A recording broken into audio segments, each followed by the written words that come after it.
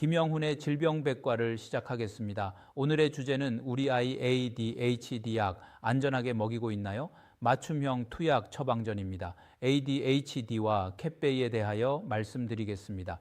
캣베이는 주의력 결핍 과잉행동장애 ADHD 치료에 사용되는 비자극제 약물입니다. 성분명은 클로니딘 염산염, 클로니딘 하이드로클로라이드이며 서방형 정제 형태로 제공되어 약효가 서서히 나타나고 오래 지속됩니다. 1번 캣베이의 특징 및 작용 원리입니다.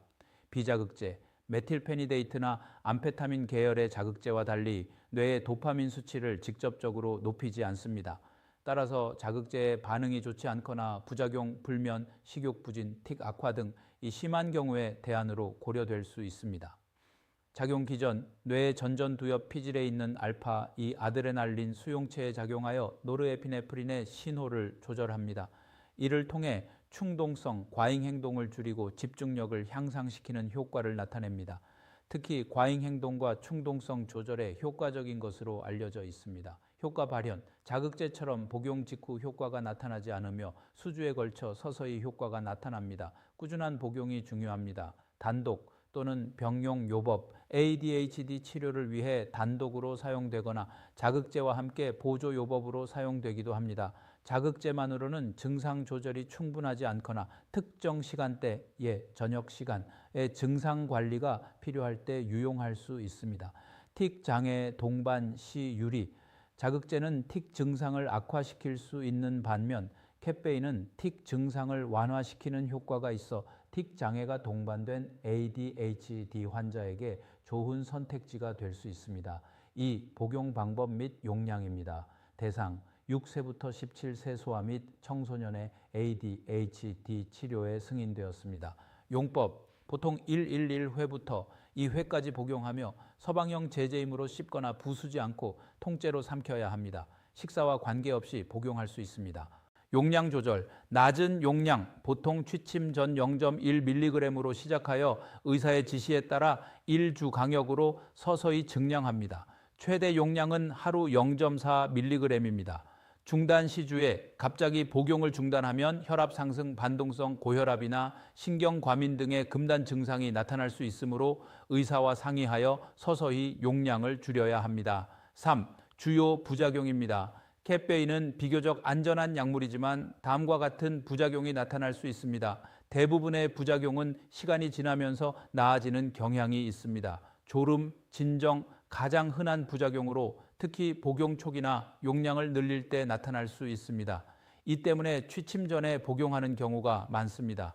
입 마름, 어지러움, 피로감, 두통, 변비, 저혈압, 섬액, 맥박이 느려짐, 악몽이나 수면 문제사 급여 기준입니다. 과거에는 틱이나 뚜렛 증후군을 동반한 경우에만 건강보험 급여가 인정되었으나 현재는 틱 장애 동반 여부와 관계없이 ADHD로 확진된 6에서 17세 소아 및 청소년에게 급여가 적용됩니다. 주의사항, 캣베이는 전문의약품이므로 반드시 의사의 처방과 지시에 따라 복용해야 합니다. 본인의 증상과 상태에 맞는 약물인지 전문가와 상담하는 것이 중요합니다. 콘서타와 아토목세틴 병용에 대하여 말씀드리겠습니다. 콘서타 메틸페니데이트와 아토목세틴의 스트라테라 아토목신의 병용 요법은 ADHD 치료에서 꽤 자주 고려되는 조합치료, 커뮤니케이션 테라피 전략 중 하나입니다. 일반적으로 한 가지 약물만으로 효과가 부족하거나 특정 부작용을 줄이기 위해 이 두 가지를 함께 사용하기도 합니다. 1번, 왜 두 가지를 같이 쓰나요? 두 약물은 작용 기전이 다릅니다. 이 차이를 이용해 서로의 단점을 보완합니다. 콘서타, 자극제, 도파민과 노르에피네프린을 늘려줍니다. 효과가 빠르고 강력하며 집중력 향상에 탁월합니다. 하지만 약효가 떨어지는 저녁 시간이나 아침 기상 직후에는 증상이 다시 나타날 수 있습니다. 아토목세틴, 비자극제, 주로 노르에피네프린에 작용합니다. 효과가 나타나기까지 시간이 걸리지만 24시간 지속되는 특성이 있어 감정 조절, 충동성 억제, 불안 완화에 도움을 줍니다. 병용하는 구체적인 이유 1. 효과, 증대, 단일 약물로 증상이 완전히 잡히지 않는 경우 부분 반응, 두 약물을 섞어 시너지 효과를 냅니다. 2. 커버리지 확대, 콘서타의 약효가 떨어진 저녁 시간이나 아침 시간의 공백을 아토목세틴이 채워줍니다. 3. 부작용 상쇄. 콘서타 용량을 높이면 불안이나 틱이 심해질 때 콘서타 용량을 낮추고 아토목세틴을 추가하여 부작용은 줄이고 치료 효과는 유지합니다. 2. 병용 시 기대할 수 있는 장점입니다.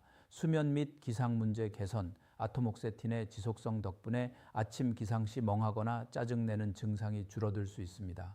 정서적 안정. 콘서타만 복용할 때 나타날 수 있는 까칠함이나 예민함을 아토목세틴이 다소 부드럽게 잡아주는 경우가 많습니다. 실행 기능 강화, 작업 기억력이나 계획 능력 같은 실행 기능, 이그제큐티브 펑션 개선에 도움이 된다는 보고가 있습니다. 3. 주의해야 할 부작용 및 단점입니다. 두 약을 함께 쓰면 약효도 세지지만 공통된 부작용도 증폭될 수 있어 주의가 필요합니다. 심혈관계 영향. 두 약물 모두 심박수와 혈압을 약간 높이는 성질이 있습니다. 같이 먹으면 가슴 두근거림이나 혈압 상승이 더 뚜렷해질 수 있습니다. 식욕부진. 두 약 모두 식욕을 떨어뜨리는 부작용이 있습니다. 아이의 경우 체중 감소가 심해질 수 있어 모니터링이 필수입니다. 수면장애. 사람에 따라 불면증이 심해지거나 반대로 아토목세틴 때문에 낮에 졸음이 올 수도 있습니다. 비용 부담. 두 가지 약을 먹어야 하므로 약제비 부담이 늘어납니다. 4. 조언입니다. 콘서타와 아토목세틴 병용은 안전하고 효과적인 치료 옵션 중 하나로 인정받고 있습니다. 하지만 보통 처음부터 두 가지를 다 쓰지는 않습니다. 한 가지 약주로 콘서타를 먼저 최대 용량까지 시도해 봅니다. 효과가 부족하거나 부작용이 심하면 약을 교체합니다. 그래도 해결되지 않을 때 전문의의 판단해 병용을 시도합니다. 핵심, 만약 변경을 고려 중이시라면 현재 겪고 있는 가장 불편한 점, 저녁에 너무 산만함, 불안감이 높음 등을 주치의에게 구체적으로 말씀하시고 처방을 조율하시길 바랍니다. ADHD 약 도핑 테스트에 대하여 말씀드리겠습니다. ADHD 주의력 결핍, 과다 행동 장애, 치료 약물과 도핑 테스트에 대한 정보는 운동선수나 약물 검사 대상자에게 매우 중요합니다. 결론부터 말씀드리면 가장 흔하게 처방되는 ADHD 치료제, 자극제 계열은 도핑 위반 약물에 해당하지만 의학적으로 꼭 필요한 경우 합법적으로 승인받아 사용할 수 있는 절차가 있습니다. 1번. ADHD 약물은 도핑 금지 목록에 있나요? 네, 대부분의 주력 ADHD 치료제는 금지 목록에 포함됩니다. 세계 반도핑 기구 와다의 금지 목록에 따르면 ADHD 치료에 1차로 사용되는 자극제, 스티뮬란츠 계열의 약물은 경기 기간 중인 컴피티션 사용이 금지됩니다. 금지되는 대표 성분 메틸페니데이트 제품명 메디키넷 콘서타 등 덱스 암페타민, 리스덱스 암페타민 등입니다. 2. 왜 금지되나요? 두 가지 주요 이유 때문입니다. 경기력 향상 가능성. 자극제는 주의력, 집중력, 각성 상태를 향상시켜 운동선수의 경기력에 불공정한 이점을 줄 잠재력이 있습니다. 선수의 건강 위험, 심박수와 혈압을 상승시켜 운동 중인 선수의 심혈관계에 과도한 스트레스를 줄 수 있습니다. 3. ADHD 환자인 운동선수는 약을 먹을 수 없나요? 아닙니다. 의학적으로 반드시 필요하다면 치료 목적 사용 면책 TUE 승인을 통해 먹을 수 있습니다. 선수가 질병 치료를 위해 금지 약물을 반드시 사용해야 하는 경우 엄격한 기준을 통과하면 해당 약물을 합법적으로 사용할 수 있도록 면제해 주는 제도입니다. TUE 승인을 위한 필수 조건 1. 명확한 진단. 소아청소년과 전문의, 정신건강의학과 전문의 등 ADHD 전문 의사의 DSM-5 기준에 따른 진단서와 의학적 근거자료, 발달사, 행동 관찰 등가 필요합니다. 2. 치료의 필수성. 약물을 사용하지 않을 경우 선수의 건강이 심각하게 손상되거나 약물 치료가 선수의 건강을 정상적인 수준으로 되돌리기 위해서만 사용되어야 합니다. 정상 그 이상의 경기력 향상 목적이 아니어야 함. 3. 대체치료법 부재. 금지되지 않은 다른 합리적인 대체치료법이 없음을 증명해야 합니다. 4. 일반 약물 검사 직장 등에서도 검출되나요? 네. 도핑 검사뿐만 아니라 직장이나 법적 목적으로 시행하는 일반 약물 검사에서도 검출될 수 있습니다. 암페타민 계열, 에더럴, 바이반스. 검사에서 암페타민 양성 반응을 일으킵니다. 검사는 이 성분이 처방약인지 불법 마약 필로폰 등인지 구별하지 못합니다. 메틸페니데이트 계열 메디키넷 콘서타. 화학적으로 암페타민과 다르지만 일부 초기간이 검사에서 암페타민 양성 위양성 반응을 일으킬 수 있습니다.